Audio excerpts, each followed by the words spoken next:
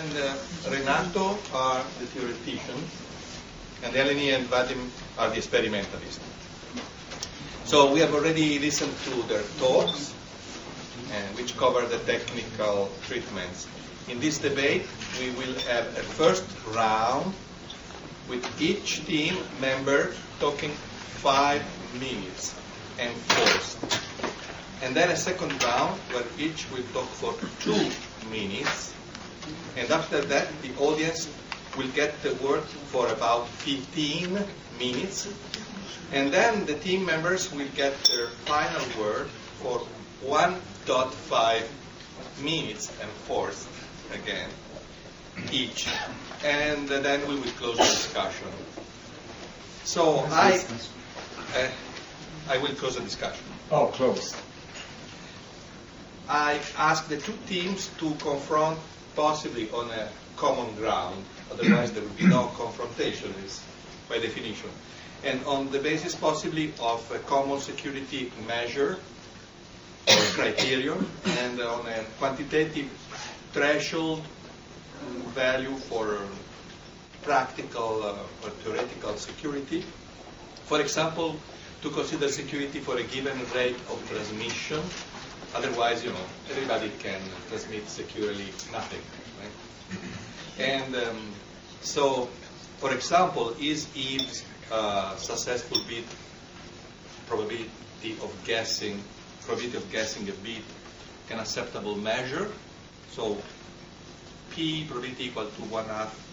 Is it perfect security? This is the criterion, or what else? So the relevant question can be, can a perfectly secure key, or maybe you can start saying, no, these are not the relevant questions. These are the relevant questions we discussed in a set of mails by Laszlo. Laszlo designed the whole procedure. Mm-hmm. Can a perfectly secure key be generated by QKD for a given transmission rate, and under what security measure? Or, on the contrary, even with an infinite number of steps of privacy amplification or whatever, QKD would never be able to achieve perfect security in principle. And for the pro team, I ask, can QKD practical implementation ever be made as secure as predicted by the theoretical security proof? And for the cons, can any quantum cryptographic protocol ever be made secure in practice?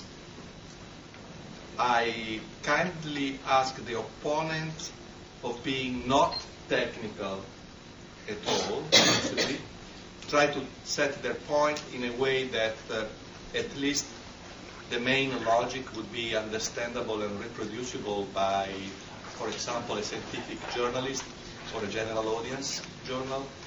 Nobody will be able to prove anything here, so we are not waiting for a proof in a few minutes. We just want to understand the different points of view. So now, without further ado, let's start with the first round. So we start with the pro. The first will be Renato, right? So 5 minutes from now. Okay, thank you. So let me maybe start by saying something where we probably agree with the contra team. And this is the fact that the schemes, the quantum key distribution schemes that we can buy today, or that's done in today's lab, are mostly insecure. And I think this has been proved by attacks carried out by people like Vadim Makarov, who showed that indeed most of these schemes have flaws. And as I mentioned in my talk, these flaws are due to the fact that the security proofs that we have are based on certain assumptions, and these assumptions are too strong to be made by experiments. And the other important thing that I would like to say is that, yes, this is not now the experimentalist's fault. So it's not true that we would say, okay, the experimentalists have to now try to meet these assumptions to get better protocols or get better devices. It's actually the theorists who have to make the security proofs more generous, so that the assumptions are less restrictive. Because it's certainly true that if, for example, in a security proof, we require that a source generates a single photon, we will never ever have an actual source, a realistic source that will do that under all circumstances. And by all circumstances, I mean even in the presence of an attacker who may, for example, try to heat the device or shine in strong laser pulses to the device and so on. The same is true, of course, true even more for the detectors. So what the theorists still have to do, this is a job they are currently working on, is to get new security proofs that are much more stable in the sense that their assumptions are much more relaxed. And I guess this is probably a statement that says, so today quantum cryptography is insecure, but theorists should work on it to make it more secure. I would assume that we agree on this point. Now the point where we probably disagree is that I believe, first of all, that this is possible in the near future. And second, where we also disagree is what do the theorists have to deliver. And I guess what we now have in theory already is a very clear definition of what security already means, or what security should mean. So on the one hand, we have the assumptions, and I now discuss the assumptions, and there, as I said, there's work to be done. And on the other hand, we have the statement, the claim. What is secure? What does it mean that something is secure? Now, what is this security claim? Now again, to make a point where probably everyone agrees, a perfectly secure key is a key that is just uniformly distributed and completely independent of everything the adversary knows. But this we can never generate. We always have to tolerate errors. I guess there's a large part of the debate is how to quantify that error. And here we take actually a notion which comes from classical cryptography, which says that if we cannot realize something perfectly, then we are still happy if it's almost perfect, and almost now means that it's indistinguishable from perfect, except with a small probability. That's one measure of security, where security is measured in terms of the probability that I can distinguish something I have in reality, the thing I would want to have, from the thing I would ideally want to have, a perfect uniformly distributed key. And this is widely used in classical cryptography, this measure. So I think there's no doubt that this is the right measure. It also makes sense. I mean, I'm not saying it makes sense because the classical cryptographers use it, but I would like to emphasize that if something is wrong about this, then one also has to go back to classical cryptography and say that what they do is actually based on the wrong measure. So this is not something special to quantum. This is something that is just present everywhere in cryptography, the security item. Now in the quantum case, this idea of distinguishability means that in technical terms that the trace distance between the key we have in reality and the perfect key we would like to have, the perfect uniform one, is smaller than epsilon. So that's just a technical requirement that implies that we have this indistinguishability claim. Now, I don't know how much time do I have left? 30 seconds, almost. 30 seconds. So let me then conclude by stressing that this requirement, that the requirement that it's indistinguishable with probability epsilon is a completely operational requirement. This is not just some mathematical measure of distance. It's operational in the sense that it refers to a scenario where you would ask someone to distinguish the actual key we have from a perfect key, and you would not succeed with probability larger than some epsilon. And this epsilon, now in practice, can be something, just some probability which is very small, like 10 to the minus 10. Okay, then I'd like to hand over. That's all I wanted to say. So I think for symmetry, we continue with the theoretical side. Horace? Okay, thank you. So I will just pick up what Renato was saying, the security meaning. I guess he was referring to the trace distance criteria.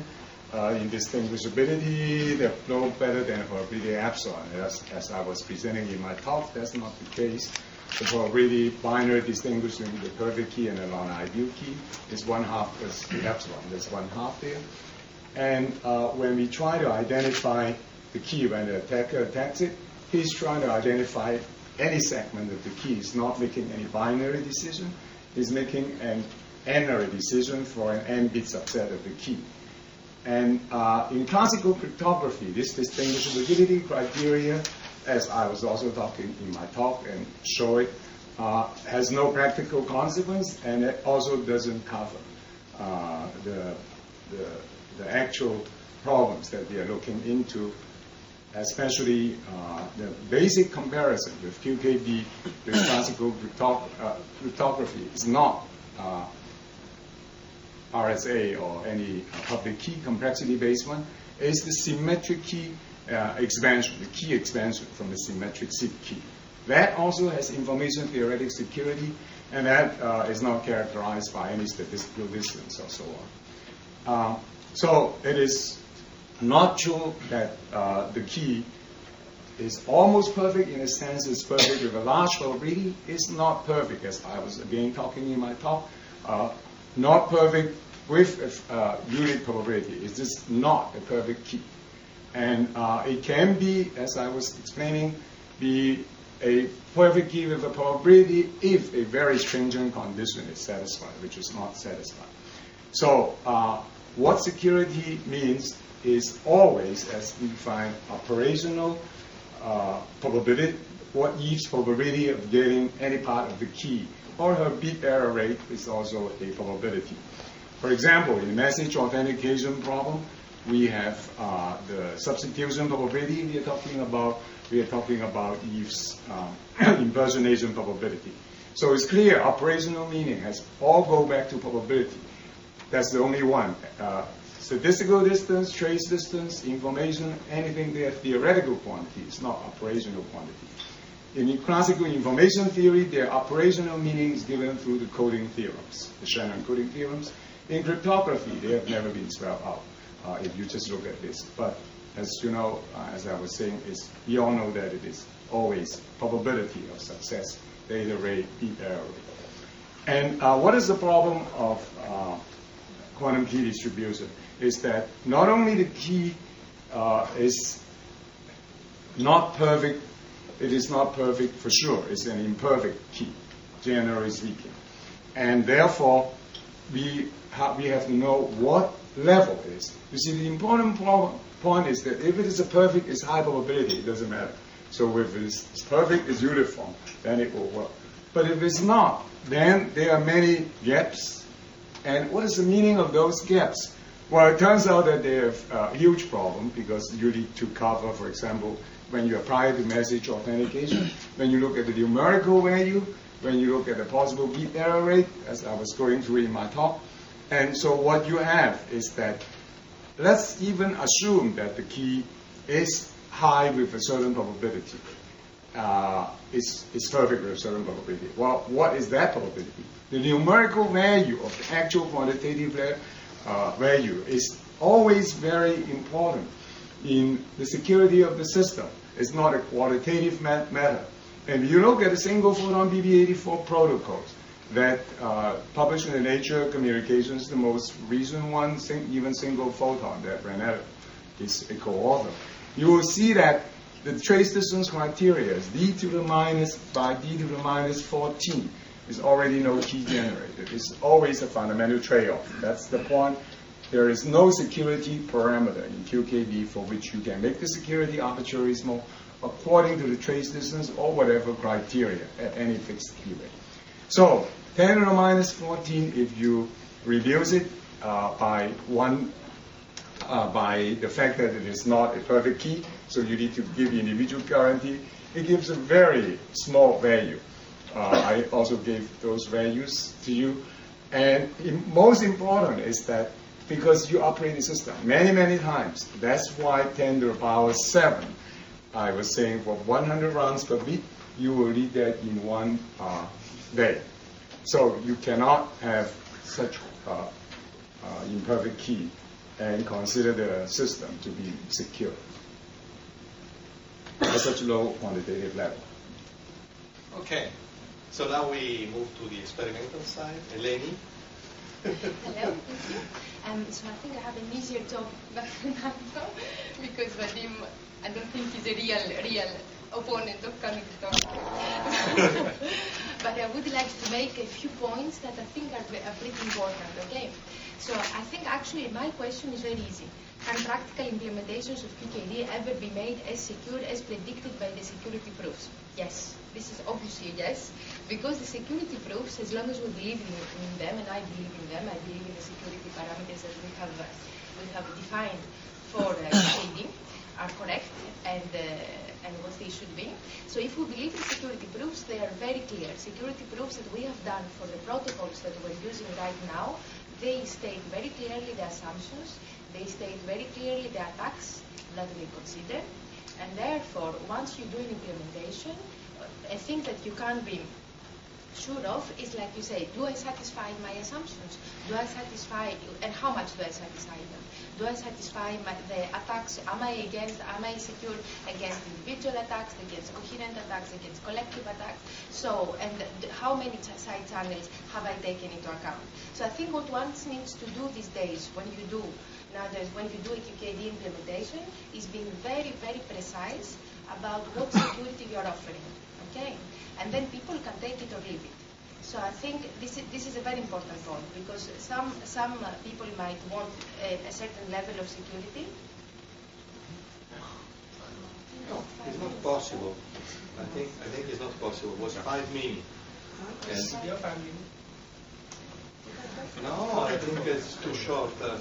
Honestly, maybe you start.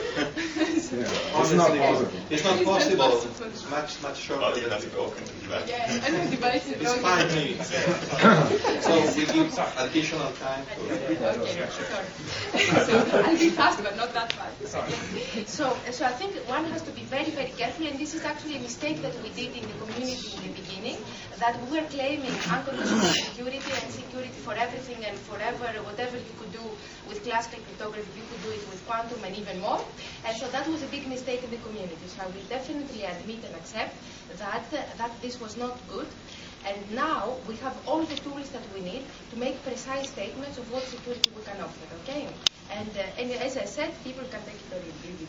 So another important point that I wanted to make that has not been mentioned at all today was the big advantage of quantum, of QKD, which is what is called forward security, okay?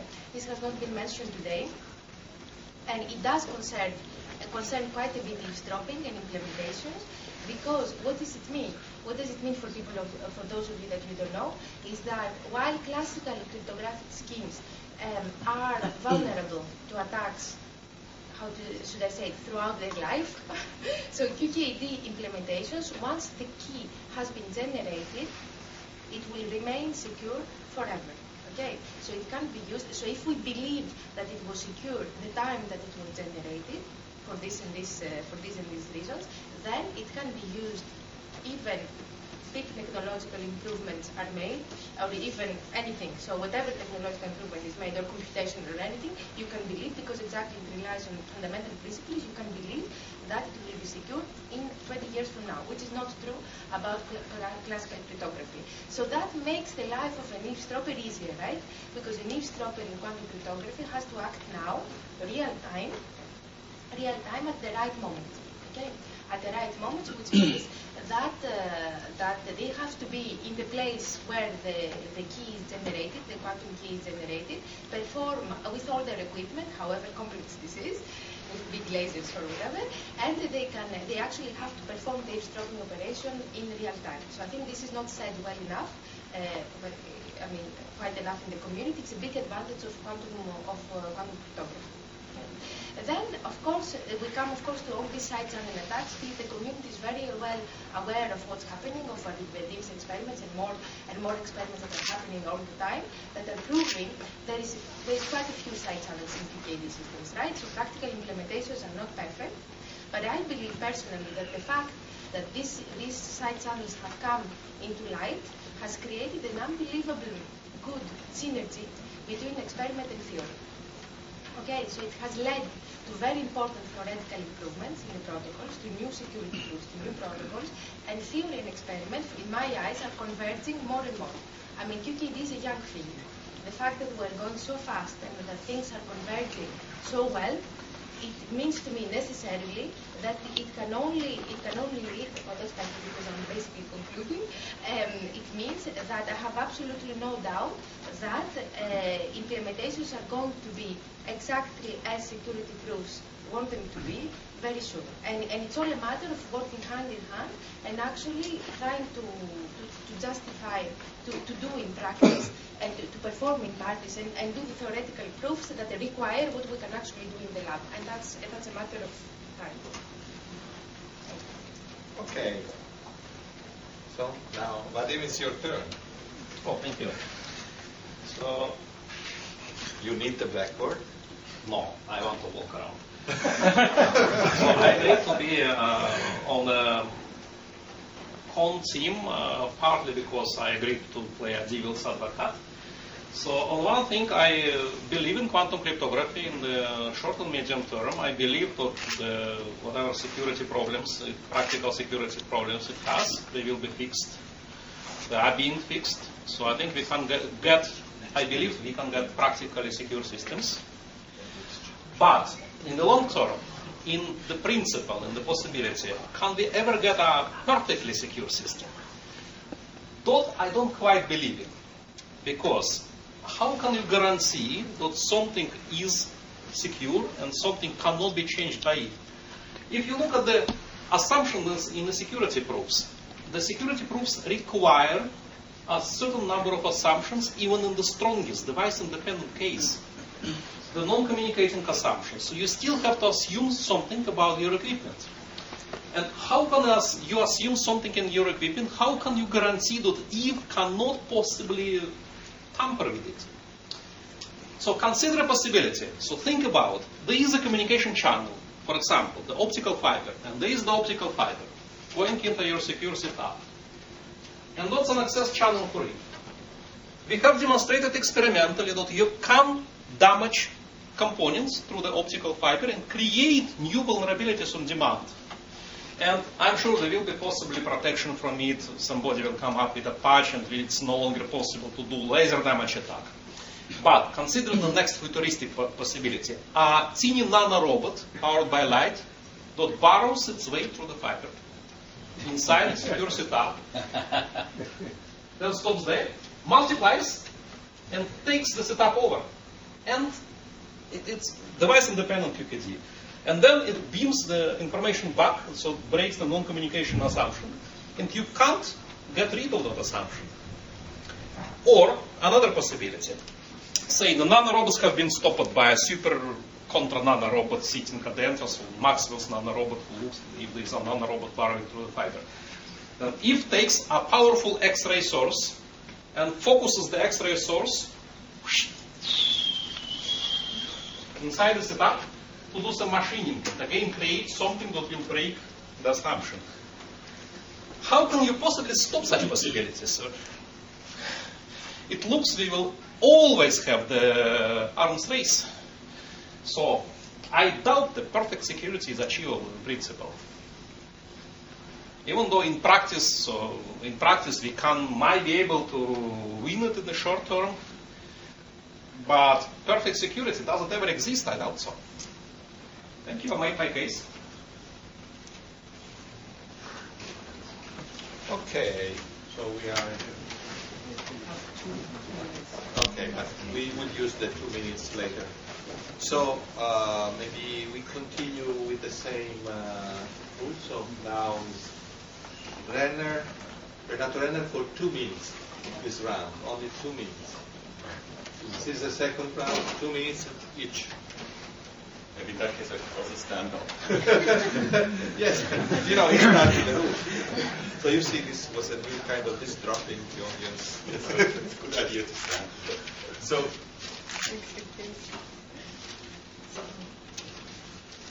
first I should say, I think there are many points where I agree with the two opponents.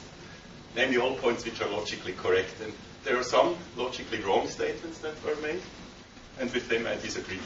And in particular, Horace had one statement which is, in my opinion, clearly wrong. And the statement is the following. So if you take this, okay, I don't have security proofs here, so let me take this bottle. So let's assume this is the security definition. It's his definition of security. This is the security definition we have, that we use commonly in the community. It's a smaller one, you see. It's a weak one. But it's strong enough in the sense that it guarantees security in the sense I explained. The probability epsilon, the key that we generate, deviates from a perfect key. Now we have this other security definition, which is much stronger. It's somehow a much stronger requirement, which in particular has the property that if you have security according to this definition, it implies security according to this definition. And on the other hand, this definition here doesn't imply that it's secure according to this definition. But now the logically wrong statement is that if this weaker definition you have doesn't imply security according to this stronger one, then this is not good enough. It just shows that this is a stronger definition, maybe too strong. So what we should ask, the question we should ask is not whether this definition implies this, and then see, it doesn't, so therefore there's something wrong. What we should do is to ask, is there a practical scenario where this definition doesn't actually imply security? And in practice, and as I explained before, it means distinguishability from a perfect situation. Now we could ask, are we happy with that? But we are in any other scenario happy with that situation, even for very critical ones. Like I usually take the example of a nuclear power plant. If a perfect nuclear power plant has never a core melt, the practical one has a core melt with probability 10 to the minus 12. Now, a perfect key is uniform, and a non-perfect one not, and it also has this deviation. So it's an analogy, and we are as secure. We are kind of using the same concepts as we use everywhere else. Okay. Thanks. Horace. I think Renato is reversing the situation. He is giving a stronger security criteria, and he said that my criteria is strong.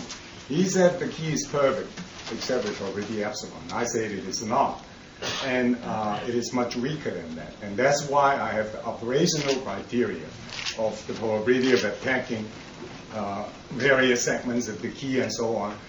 You see, the definition is not a matter of definition. You cannot choose. You cannot define security, and therefore, if something satisfied is secure.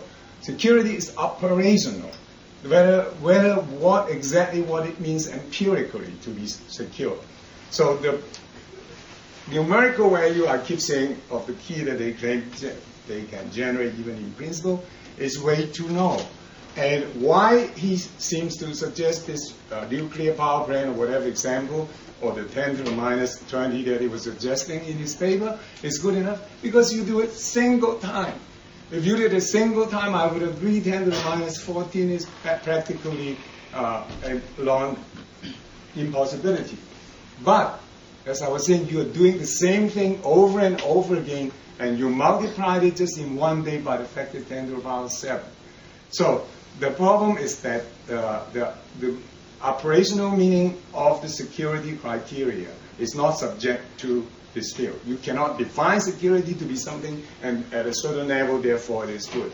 And his wrong interpretation, as I was saying, is the one that gives this very strong interpretation that exactly for probability epsilon, the key is perfect. And that is the stronger one. The one that I was spelling out the significance is the weaker one. Maybe I have time to comment on the other one. Also, we are talking about information theoretic security all the time, and not complexity. The advantage that Eleni talked about is comparing to complexity-based security. One can have information theoretic security classically. Okay, so Eleni? Yes. So in response to what Vadim was saying, I guess yes. I guess if you can, you said it yourself that the practical QKD systems now will be secure or will be secure. For example, the new attacks based on laser damage and everything will probably find a solution. Of course, they will, I'm sure. And as pretty much all attacks of this type, I think will be solved by good security proofs. And I think if we need to think of science fiction scenario like robots multiplying and everything, there is a problem. Right? I mean, it's what you're saying is that somehow always there is a way for the eavesdropper through X sources, X-ray sources, or again robots multiplying and everything. I mean, fine, but we need to stick with reality, to this world and not to another world, and things have to be close to what we can imagine. We can prove. We can. I mean, experimentalists are going to be able. We're talking about subtle attacks here, okay? So experimentalists should be able to even the laser damage in something that has 1 watt power and comes into your system. You should be able to detect it pretty easily and include this detection into your security proof. Okay, so I think that anything. I mean, you can't imagine completely unrealistic things. I think anything that an eavesdropper can think of doing, we will be, of this type of side channel thing, we will be able to fight it. So I think this type of thinking that it's not necessarily very constructive. Okay, so I think we should mostly concentrate on finding, of course, new attacks and everything, and building security proofs that can actually protect you against very logical things that can exist in setups. The unimagined situation cannot arise. So having said that, of course, having said that, we have to imagine an all-powerful lead, which we are doing in unconditional system. And so, okay, I'm concluding by saying I do believe that we, of course, and if your argument, sorry, but the very last point, you're saying about long-term implementations and everything, which is correct, but I think if you're saying this, that any physical implementation is not true, that's true also for classical cryptography systems. You're not proving that classical cryptography is better than fast. Vadim, Yes. last word. Of course I have the advantage. I'm kidding. I have the advantage of speaking after Eleni. So what in essence Eleni is saying is that the cryptographers will always work to secure the systems against known attacks. What about unknown attacks? So she is saying like, okay, whenever somebody demonstrates the attack and publishes it all openly, like a new better nanorobot, they will protect from this nanorobot. This I agree with. But what about the new fancy nanorobots you don't know about? Or what the new type of the attacks which we don't know? And what if the attacks are not published by openly publishing security researchers, but somebody who just wants to eavesdrop and belongs to like a rich enough country like China, for example, who wants to eavesdrop on the United States, and the United States switched over to quantum cryptography, so they just develop it secretly and use the attack against. And we have the arms race again, and if you keep the step ahead of your opponent, then this approach does not guarantee us security. In fact, it guarantees us insecurity as long as the opponent can keep a step ahead and not tell everybody that they found a new fancy attack. So you're finished. Yeah. Okay, so before continuing with the questions, I would like to take a consideration. So it seems to me that here we have a very good example of what should be next project on cryptography. So we had projects with everybody working on the same side, the pros, but there was nobody in the project working on the cons. And I think that the example of the power plant is not completely out. It's out from the point of view of statistics because it's a single event.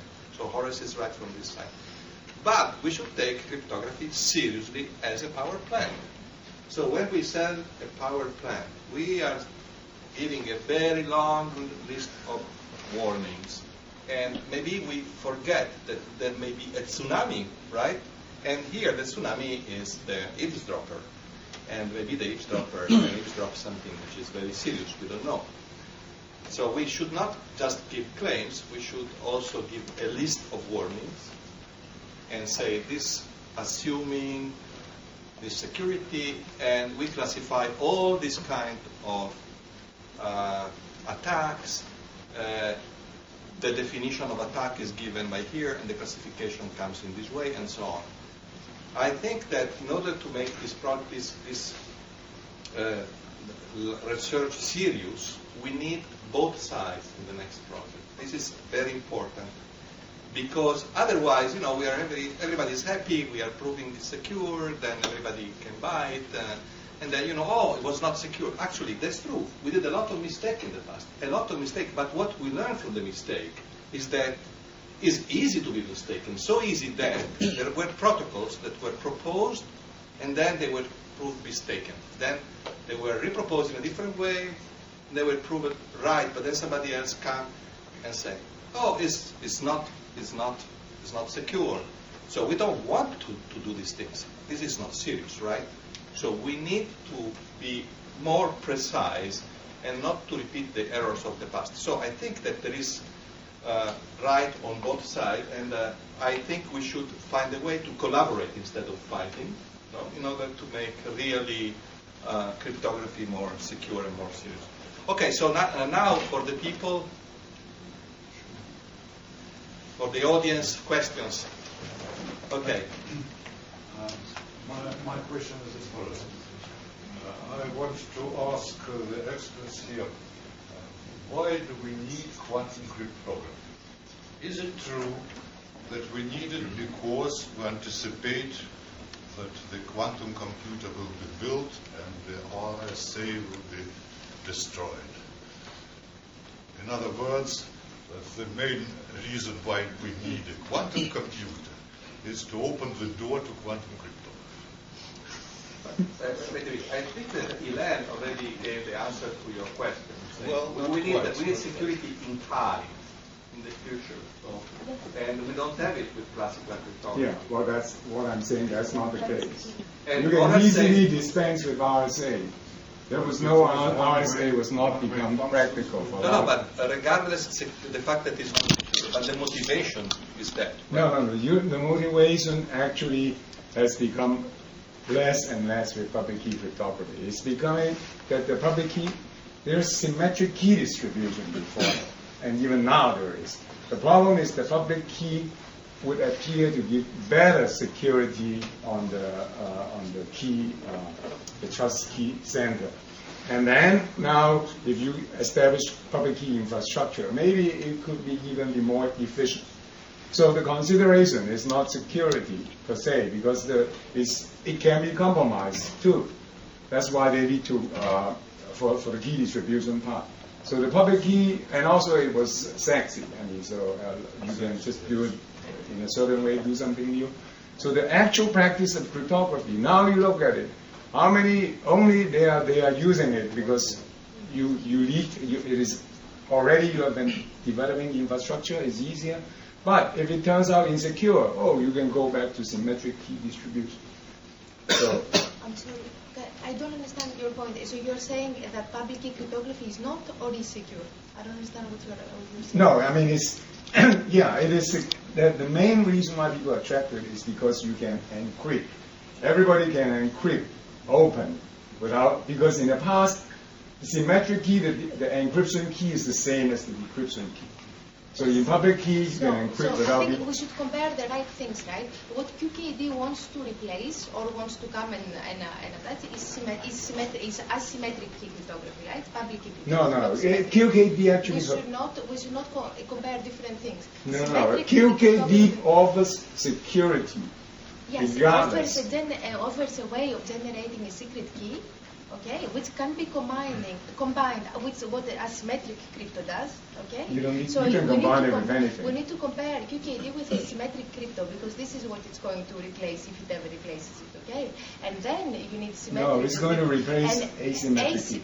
That's what I'm saying. Yeah. Asymmetric key cryptography is called public key cryptography is one that is important to be compared with QKD. Yeah, but and asymmetric crypto is built on algorithms like elliptic But you can do what asymmetric key that are based on a very repetitive, okay? I don't know all the details, but I'm going to say what I've understood, especially in this new context of NSA and everything. They're based on constructed on very pattern sequences that might be a lot easier to break than symmetric cryptographic algorithms. Okay, so NSA might even have already tools for breaking RSA and everything, and we might not even know. Okay. And this is not me who's saying, it's like experts of algorithmic tools. Yeah, I mean, many people think NSA can. We should not be speculating. Here. These are all speculations, but this is something that is known to the classical cryptographic community, like Bob Snyder, for example. If you see, who's an expert in the field, if you see his blog, he'll tell you don't trust asymmetric cryptographic algorithms. This is one of the main reasons why we believe that QKD can be a good alternative. So we should not trust the classical one. Yeah, but what I'm saying is that if RSA becomes known to be insecure, it can readily be replaced by symmetric key. So that's not a problem. That is the way it is. Not this, so as Eleni said, quantum cryptography is not something that is supposed to replace symmetric key distribution. You first use quantum key distribution to generate a key, and then you use symmetric encryption. Yeah, but use the keys. but somebody was saying quantum computer. The original question is. That's relevant. That's another. No, it's relevant because that's how they justify quantum cryptography at the beginning. If you have a quantum cryptography, if you have a quantum computer, you can break asymmetric key cryptography. Sure. Okay. Yes. Okay. So what? I'm saying that you can use. I'm answering his question. So you can use symmetric key distribution. There is no symmetric key distribution. It's simple. What do you mean? It is use of Kerberos. It's the one before asymmetric. Symmetric cryptography assumes you already have a key. This is an assumption. You always, the same thing, public key also assumes you have a key. No. Oh, of course. No, that's why they need the public key infrastructure. You just assume you have an even in authentic QKD, you need to start with a secret key. You only need an authentic channel. You just need an authentic channel. You need no key for. Anyway, that's another point I want to that's raise. symmetric piece. Please find out how the real world works. I have the impression that maybe we should continue with the public, and then Can I give maybe you know what we should continue also, and then you answer to the previous one. Otherwise, it becomes too long. I would like about the problem of distance. I think for me it's a crucial problem. The quantum cryptography is a short distance communication mean. And to have a long distance communication, you need a quantum repeater. So you replace in your experiments by classical error correction. What is a little bit not fair, I think, because the real distance is much shorter. So this is essentially equivalent to the existence of quantum computer and fault-tolerant quantum computation. Do you agree with this? So, like a small correction in what you said, classical error correction will be needed anyway because we're doing QKD. So this was not, we didn't do classical error correction to replace the fact that we didn't have a trusted quantum repeater. So it's a part of the quantum QKD algorithm. But what is true in what you're saying is that, of course, distances in QKD implementations are limited. I showed the results for 80 kilometers.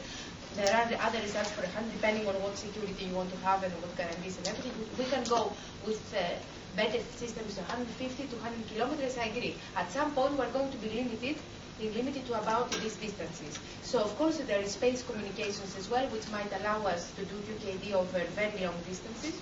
Like there is a project that is happening now where we could use telescopes and a satellite to be able to go even from Europe to Japan and everything. So these types of things are happening, and quantum repeaters are definitely within technological reach. In the next, it's difficult to say how many years, 5 or 10 years. Personally, I believe that we will have quantum repeaters in the next 5 to 10 years, and this is beautiful. There's many. To value my question, so I agree actually with you that we should not base our expectation on what we know, but we don't know. That's a dangerous thing. So, like, is there any instead of nano robots, I could imagine trying to manipulate the power supply voltage. Alice and power supply voltage manipulates. Some spy goes and manipulates. There's a fluctuating power supply voltage. Maybe it impacts the statistic. I don't know. Doing vibrations. What happens if you put some polarizer with rotating angle to the line or something? So I mean, this kind of weird attacks. If they can do that, they will try to do it. So is there anything like this possible, or manipulating the time synchronization somehow? Do these things matter? think? Oh yes, a power outage, of course, you can engineer. That's easy, and it will be considered as normal event. So. But like it, not outage like you start plugging the power for the. Oh yes, of course. You don't assume the power plant is secure. Take whatever the grid supplies. So there are all kinds of unexpected side channels. For example, we had one attack when we used laser to overheat the ATG to raise the temperature of the avalanche photodiode. And my former student leadership pointed out that another easy way to raise the temperature of an ATG is to start a fire outside the air intake of the server room. So the server room itself is to plus 40 degrees. Then everything heats up. So there are ways to. Maybe we can continue on a more collaborative. You might as well go and take the computer and take the key, right? We can continue maybe on a more collaborative line. For example, I points are kind of hard. Of the idea that the motivation of quantum cryptography is a good motivation. That we need to have security longer in time. So now anybody can break the code. Maybe in the future they can break the 64 RSA, then they can break the 128 in a short time, and then they can read the message. And so we are trying to make the communication more secure, and we use quantum mechanics. And then in the future there will be some guy who is able to use the sidebands and to use whatever to exploit the way in which the detector functions. But can we say that this research anyway is maybe it could be made more useful, at least in the sense that we are trying to, in any case, analyze all possible attacks and make the communication more secure. I say this as a provocation to the cons, in the sense that we want to see, say, if we are just wasting our time or we are doing something more, useful for the future. And maybe there is not security, but the security is increasing. Can we say, for example, that quantum cryptography can be regarded as a key expansion method in some cases? Like, for example, the Eckert protocol. I don't think is safe as just checking, for example, the APR correlations, the violation of the Bell inequality. You need a timing exactly to which you want to check, and the timing must be a random key which must be distributed in advance between the two. So in any case, it seems to me that most of the protocols are actually key expansion. Maybe the expansion is very big, but it's always a key expansion. So anyway, I want to ask somebody good to the con side about quantum cryptography and somebody bad about security to the pro side. So maybe we can try to find a common line of collaboration. So let's start with Horace. Yeah, you always want me to start anyway, so that's... Yeah, no, you want to be the last one. Yeah, so I is fine because it's natural for me. Okay. Yeah, I think quantum effect has good potential. And in fact, that's why I developed my KCQ approach, key to communication in quantum noise, to get information theoretic security. And the problem is that I could not prove general security. The important point is to prove general security. If you can only prove against some classes of attack, not all attacks, because the QKD proof claim constantly that they prove against all attacks, that is consistent with the QBER, whatever they measure. But I was not able to prove general security against all attacks. And why is my KCQ approach much better in regard to efficiency? Because I use large signals, robustness sensitives, and infrastructure compatibility is even almost like optical line along the ordinary fiber communication. But I cannot prove general security, but I think I now can prove general security using my new decoded bit method. So that's why I would say that I'm not saying that all quantum effects are not good, because it's a new.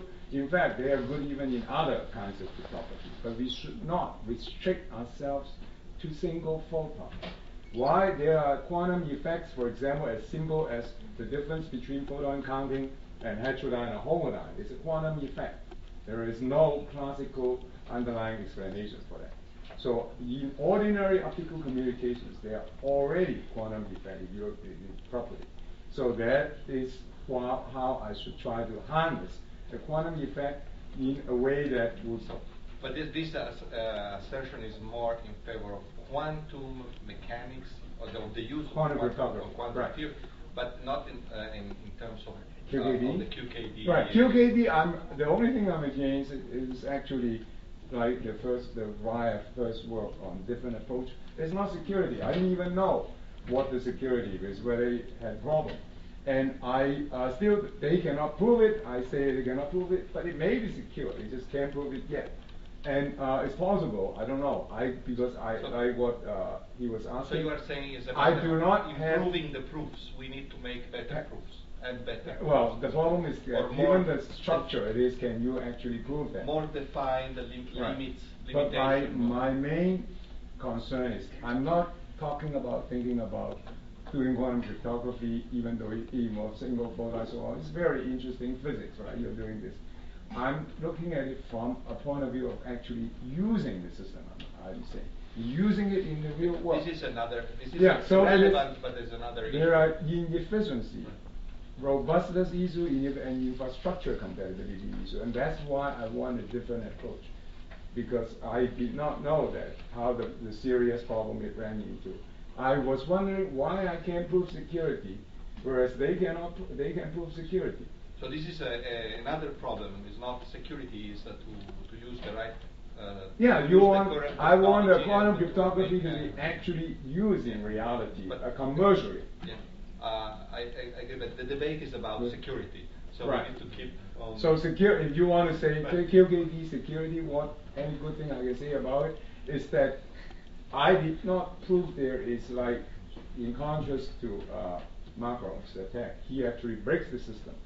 I'm not saying I have a way to break the system. I'm saying they cannot claim they have proved security because they have not proved it. And the security level they have so far, they claim they proved, is inadequate for almost all applications. So that's my view. But can they improve it? They may be able to invent new technique even on the original BB84. Or they may. is out. I thought we were not even talking about that. No. Okay. We are half an hour in advance, right? We have half an hour. Yeah. So we are not. Actually, we have an ending, but I think we should continue.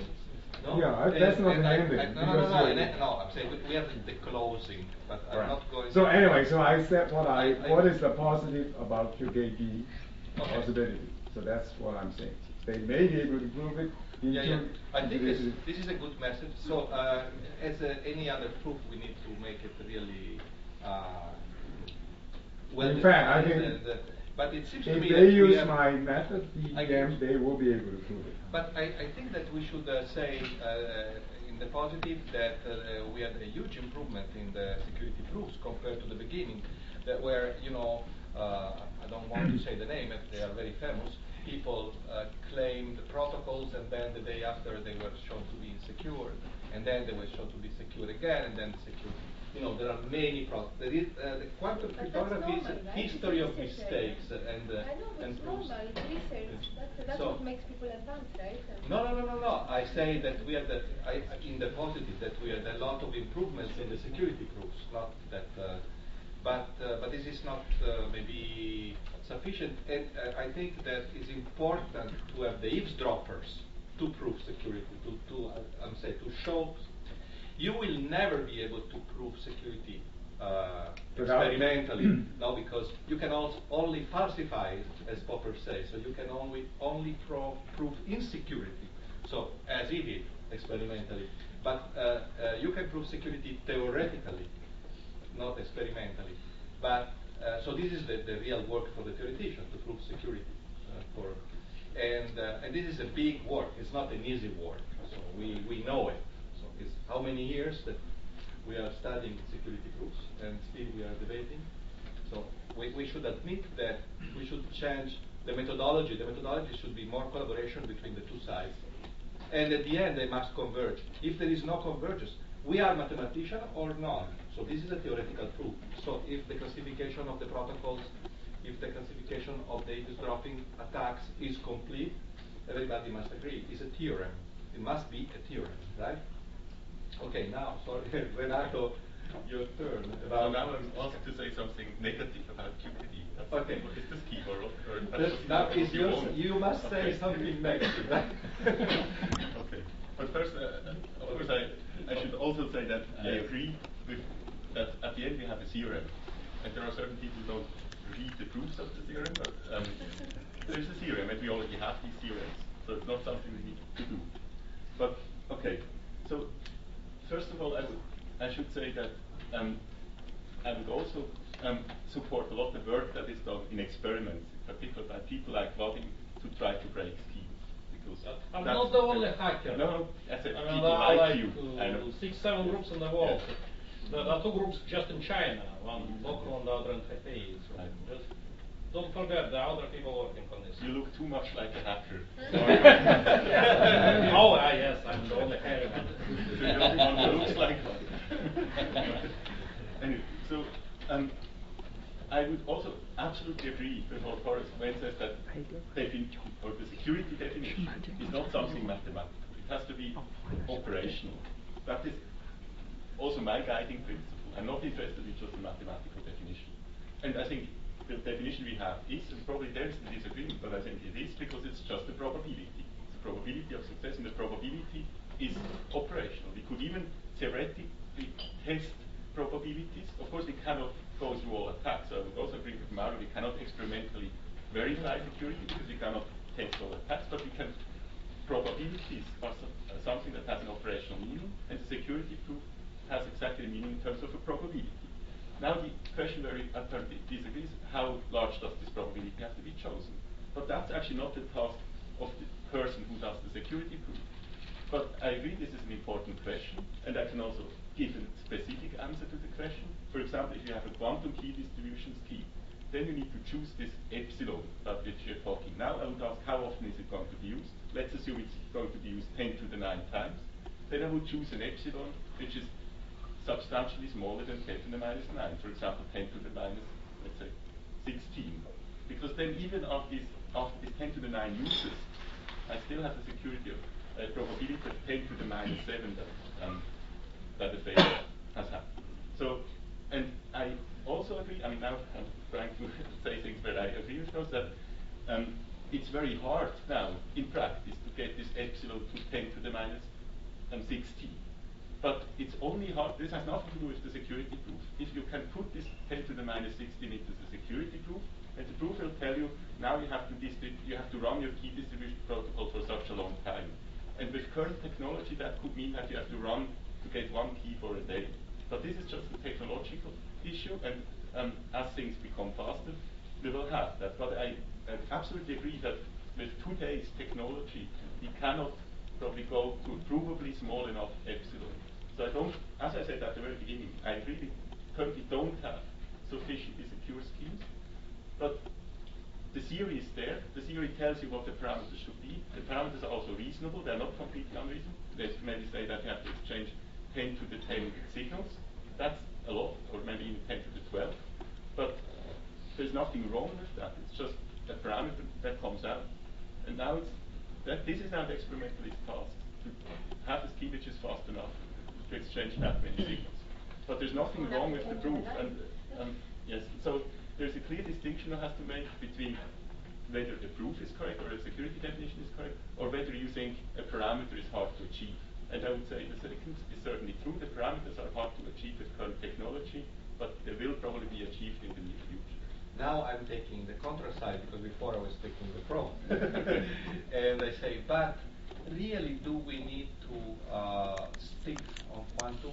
So in the sense that the purpose is not to make quantum cryptography, it's to make cryptography secure in time.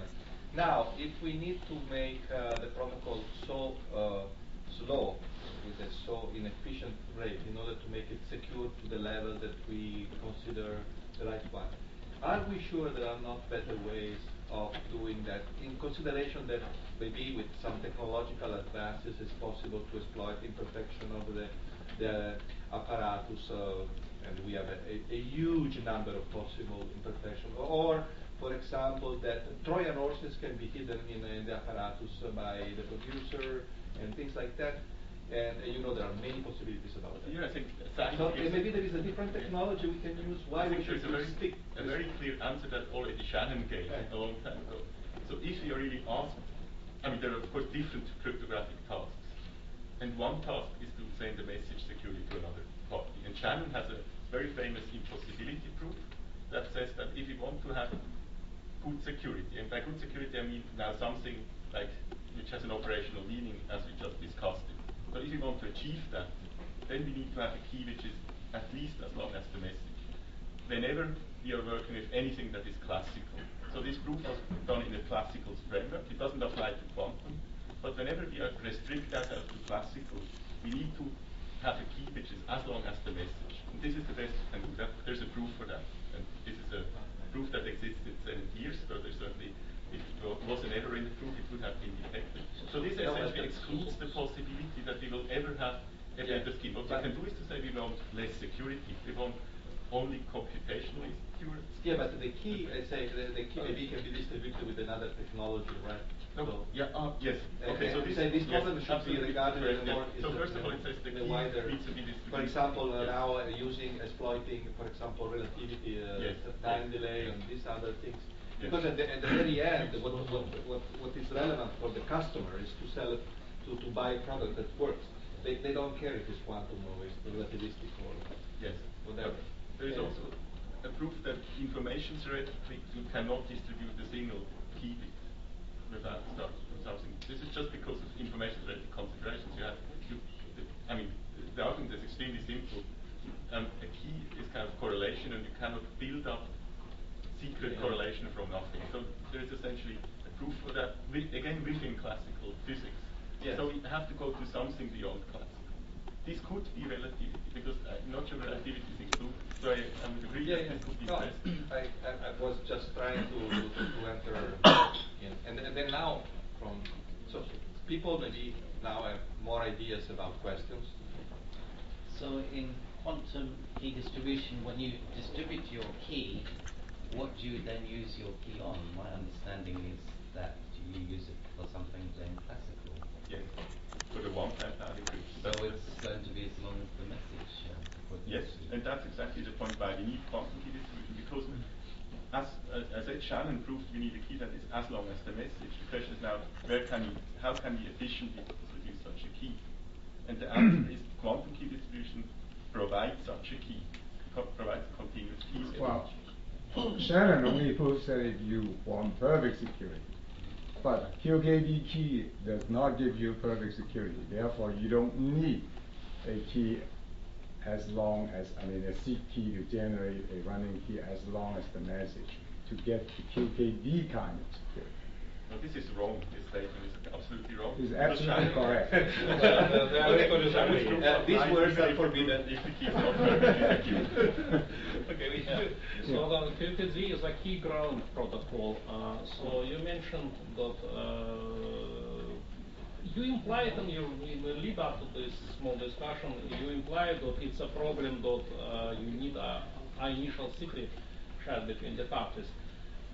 Somehow you implied that this should be a solvable problem, but I think this is not a valid problem. This is not something that can be solved. This is just the way the things are. If you don't know anything secret about the other party, you don't know who the other party are. So if you want to identify the other party, to authenticate the other party, you must share a small secret with that party. So this is the way the things are. It's not something that can be solved. But this is what I was saying. There is always an amplification of. Or you need an authentic channel. But what QKD does, QKD allows you to amplify, to expand the small initial secret. And another point is you wanted me to say something good about PPD. So, what are our alternatives? Classical cryptographies are working on so-called quantum proof, or quantum computer proof, classical, post-quantum classical algorithms. And there is some progress on that field. I don't know exactly the status of that field, but also about the alternative. The other alternative is QKD. Does anybody know anything else we can work on? No, well, for example, for the bit commitment, there is the relativistic protocol, Vadim can. In fact, there is no urgency at all for encryption and key distribution in classical cryptography. No. It is working fine, according to... No, we are talking about the future. Not the present is always fine. No, what is the future? For it's example, not foreseeable. No, I want to keep a secret for a century. Yeah. So Not for today or tomorrow. That's the problem. So Why it's working fine. No, I don't agree on the fact that it's working fine now, because this doesn't mean anything. This is because he's saying that what is the alternative? The answer is to his question, what's the alternative? No alternative is needed. No, we need to seek them. Otherwise, you want to stop the older search line? No, that's a separate issue. It's no urgency to quantum cryptography, is what I'm saying. What is the alternative? So alternative doing nothing. Yeah, but there are not other. What are the other urgencies? The cancer. What is the urgency in privacy in encryption and key distribution? No, I think ask the technical people. There is a growing demand of security and encryption because there is a huge number of people working. Yeah, but what is broken? And we can see every day there is somebody breaking into the. Well, that's for human error. It's not because the weakness in the system. Yeah. It's not because the encryption mechanism is why we need a system which is beyond the human error. Well, that's a totally different kind of cryptography. Okay, I agree. That's not what we are doing. It's not only cryptography. But anyway, this is a good start. I think that we need cryptography, so we need to improve it. Yeah, it's good to improve it, but anyway, there is no urgency. So this is another point to add. Is it urgent? That's another point. But we assume it in this context that is urgent. This is the starting point of the discussion. You are studying it, even though it's not urgent. Right? Yeah, because they want information theoretic security for. So it's a very interesting field anyway. Yeah, it's not because. In fact, I'm always disappointed by how not urgent it is. That nobody really cares. Are there any problems with RSA now? No, wait a minute. Problems. Wait a minute. This should not be said in this way, because not many years ago the bank would say, "Oh, what is this? This 32 bits is more than sufficient," and 64 bits is more than sufficient, and it was not true. This is not correct. So we need to be careful about this. RSA is good if you have a sufficiently long key for a while.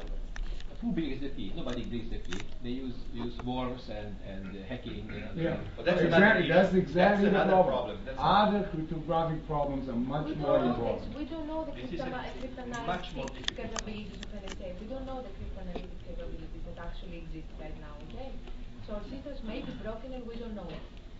We don't know, and we will not find out. I think, and in any case, urgency for me is irrelevant. It's not a scientific argument. If urgency was a scientific argument, then 3/4 of research in this world would not be happening. Why would people work on fundamental phenomenal black holes? We can say I am answering this question. What is the alternative? What else we can do? There is many problems with RSA. The alternative is doing nothing. Very soon the next RSA, we can keep increasing bits. At some point it's going to be not to work anymore. I mean, that's not what I mean. No, but definitely, on the general ground, we need more security, and if you find a more urgent problem for security, then it is welcome. Yes, in fact, the cryptographers will tell you message authentication is more important.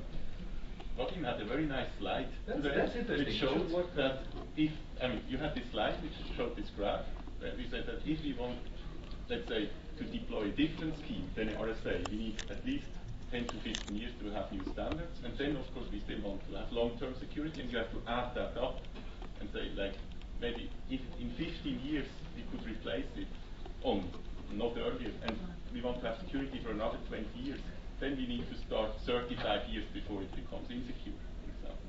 And so I think this graph showed extremely nicely that we have to start way before it's broken. So in that sense, it's urgent, because no one can guarantee that in 35 years RSA is still secure. I think no one. As I was saying, you don't have to use RSA. And what do you use then? Symmetric key distribution. The audience will distribute the key, the suitcase. The audience Yes, is well, at some claiming. point you have to do that. Yes, and does not scale in a network with a No. large number of users. Yes, Sorry, You need to square I for didn't users. recognize The key. Alicia wants to I have ask a a question. question, probably a very stupid question, which I always wanted to ask experts. What is wrong about such a system? We use, for example, two pulses, one with 100 photons, another with 50 photons. The first represent 1, the second represent 0. And we measure, even on the long distance, something like 70 photons from this 100 arrive, maybe 40 from this 50 arrive. And we can really notice if somebody tries to steal photons on the way. There is no way to do it without informing the Alice and Bob. Even classically. Purely classical. You can very well distinguish. You can distinguish between 50 photons and 100 photons with a high probability. Just trying to, with an array of detectors, to give you, for example, say detectors are 20% efficient, so they will give you 20 clicks on average, sometimes 17, 18, 25 when there is 100 photons, and they will give you 10 clicks on average, 5, 7, 10, 13 when there is 50 photons. And the probability that they cross, or they give a wrong answer, is rather low. Yes. Yeah, so but by this technique, you can also notice if somebody tries, eavesdropper tries to steal some photons to recognize if there was. How would they know? How would they know? How would you know? Because they measure on the other. Yeah, but you don't have an ideal system. They are lost. No, but losses you can compute or measure. You know that from 100 photons on the average 70 photons. Give you that kind of accuracy. This is the problem. You cannot replace anything because the measurement takes time, and this pulses, go away with the velocity of speed. You cannot replace it. I don't know. Come up with a protocol. Maybe it will work. I'm not aware legal of the protocol. You see, It's two much pulses. harder than that to prove. No, I mean, it's legal. Nobody can say what is wrong. That's when it came out with the first protocol says. No. And now we are discussing 20 years later. More than. Sorry, I didn't get answer. It was not answer. I mean, because we can. Come up with a protocol. Maybe it will work. But come up Said with a the protocol. protocol. You said two pulses. One is 100 photons, another with. You have to give a detailed protocol, cannot, because sometimes you will distinguish them with errors on the receiver side because the distributions don't overlap. So what do you do with those errors? How do you process? You have the gun. No, so I'm first asking, we want to finish Alpha 7 sharp. So you have the gun. No, not the guy. I think it's interesting. I am the executor. If you ask me, you are the if guy. you ask me, it's fine. Just how much time do you want to allow? Because we are getting close to Alpha 7. It's not sharp. It's not sharp. Sharp? No. No sharp. Okay, so if people enjoy the conversation, we can go on forever. Personally, I am enjoying that. You get on here. Yes. Our remark. I would like to get a question from somebody local, somebody Chinese. Good.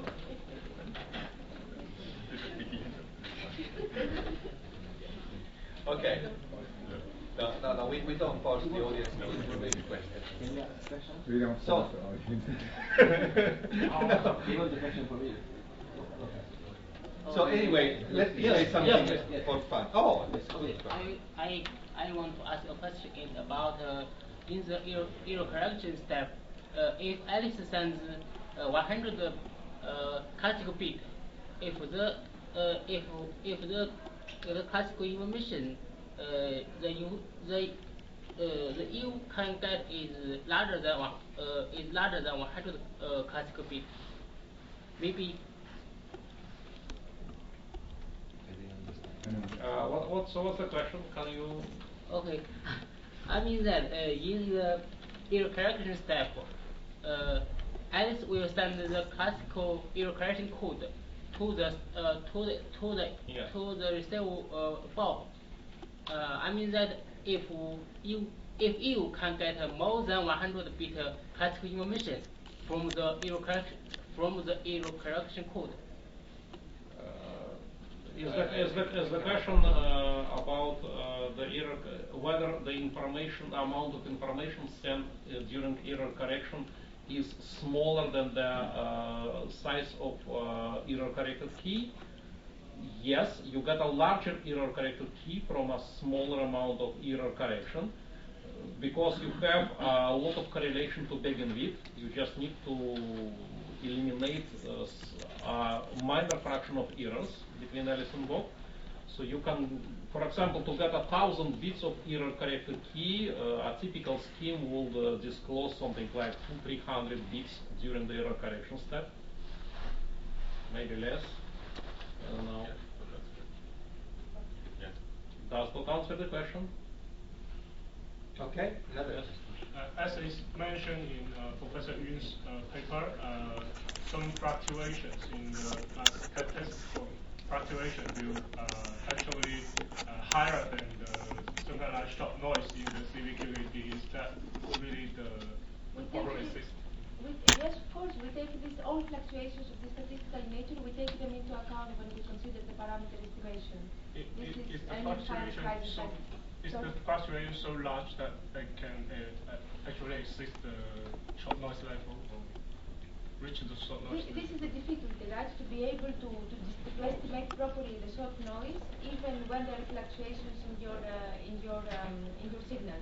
And yes, and this is all taken here into account. That's why we need to take so large data blocks of about 10 to the 9 size, so that we are sure to estimate correctly our short noise and the fluctuations and be able to derive the proper secret key. I was talking about a different kind of fluctuation, but as we were agreeing at the beginning, we cannot go into technical aspects. No, otherwise it becomes not more. So what about if each member of the two teams say a single sentence to conclude his point? It's not 1.5 minutes? No. This was already done. No, say just a publicity about or the main goal, or what is the most important thing, or to conclude along his own line. So who wants to start? How long do you mean? No, just some a take-home sentence per person. What do you mean? That something that I will remember that Horace said. One sentence. One sentence. Yeah, because we have a lot of stuff here, and we want to make a very sharp, precise, even incomplete conclusion, just to make easier for the audience to have a take-home result from this discussion. Maybe it's not a good idea. It's something that cannot be done. I love that idea. Okay, so you are the first one. Oh, security is a cat and mouse game, but now we have a much bigger mouse. Oh, that's good. Okay. Good start. Who wants to continue? I know. Maybe I should also make a very general statement, because I just heard a very nice take-home message in one of our physics colloquiums. There was a speaker who had done physics which has not yet an application. And maybe it's also true for quantum cryptography that the applications don't yet work or no one dies. And the take-home sentence was that physics, and now let's say quantum cryptography, like sex, it has some outcome, but this is not the reason why we do it.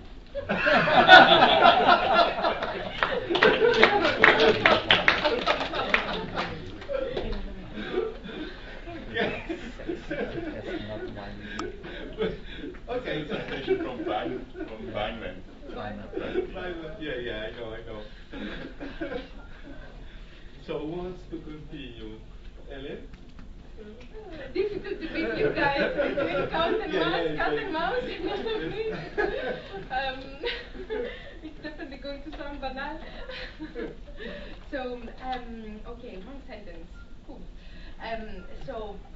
Okay, so I think, maybe I'll start with a little anecdote. In one of the blogs that were related to Kano crypto recently, we told this that is happening, right? Because why are we interested in this? We told this that is happening with we don't trust anymore the security of our communications, and we're not sure if our privacy is being respected, okay, any longer. So I had seen in a blog somewhere that, wouldn't it be lovely if, thanks to the advances in quantum crypto, all this $1 million business of NSA and everything became obsolete, okay? So basically, quantum crypto is here. It's functional. I have not heard any argument convincing me that it's worth that classical crypto or any other system can do better. We have solid security proofs, we have solid implementations, so I'd much rather prefer working towards better security solutions for people for tomorrow rather than complaining about. Yeah, but we need to complain, otherwise there is no progress. Security must be based on complaint. Like nuclear plants. Without people complaining for security, we're going to be certainly not secure. Horace. I misunderstood. I thought we had a 1.5 minutes. No, but this was the second round. This is an additional sixth round. 5 to 1.5. So anyway. If you want to say. No. I just want to say one thing. It's easier for people to take home. Yeah. So I guess I have to repeat that the trace distance is not a probability. That the proof that it is wrong, and because of that, and the statement is wrong. The proof is wrong. The statement is wrong. And because of that, the numerical value that is required for the trace distance has to be much, much higher for whatever security one thinks that is adequate. And therefore, we need to look for some way to deal with this problem in order to make the data useful. Okay, so I think that we should close here. Let me conclude. I try to make myself a joke. I'm not a good showman. But I think that another lesson to take home is that so when we prove a security, we are relying on theory. We say that we can prove insecurity experimentally, maybe, but not certainly security. So, and theory is what? It's physics, right? So are we secure about physics? Because there are people, and these are not a minority, that believe that quantum theory can agree with relativity in such a way that time travel are possible. And this is David Deutsch, for example. So suppose that there is an eavesdropper coming back from the future and reading what you are going to send to Bob.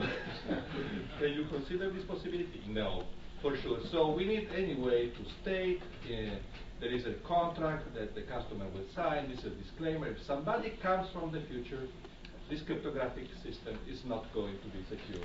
Don't you think so? Okay, I think we can finish here. Thank you very much. Oh, there is. Sorry. There is also, there are many worlds interpretation of quantum mechanics. So somebody from these other worlds. But these words cannot communicate. That's the problem. And actually, we can use a cryptographic way of sending information from one word to the other. Okay, so we finish here. Thank you, everybody.